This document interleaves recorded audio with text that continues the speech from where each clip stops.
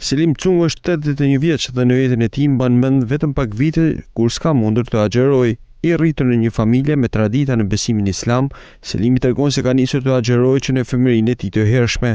Që pas traditat fetare në familje si nga ana e familjes nga baba dhe nga nona, kanë me tradita fetare, edhe na kanë ushqyer fen qysh vojzëll. Qysh klas parë kanë fillu me na mësu suret e para. Për të na shpjegu se si duhet me besu. Unë ka lanë nana të vogël se ka lanë 6 vjeç, ka lanë 4 vjeç, edhe kujdes gjyshja, 2 axhat. Edhe na kanë ushqyer që me besim fetar, me u rrit me besimin fetar. Dhe na kanë praktiku në fillim një ditë gjatë Ramazanit me ninu një ditë, për shembull ditën e parë ose ditën e natën e Kadrit. Prej moshës 10 vjeçare, Selimi agjeron çdo vit, madje me vështirësi ka agjeruar edhe në komunizëm.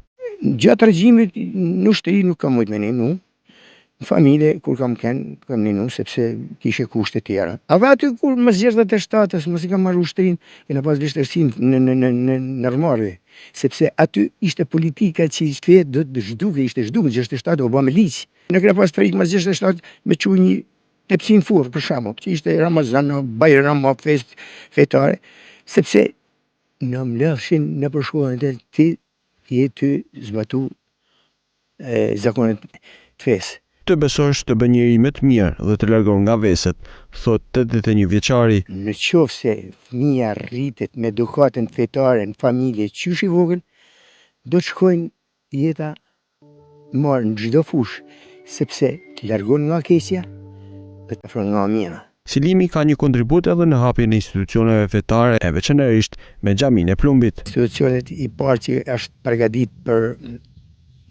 hapjen e fesë është një xhami e Plumbit, që unë kam marrë pjesë me ditën e parë me shumë qytetarë të Shkodrës.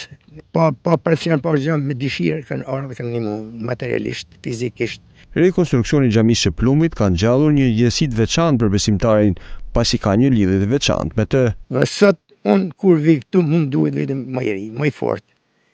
Ushqehem shpirtnisht, si s'ma jep asgjë tjetër këtë nësi.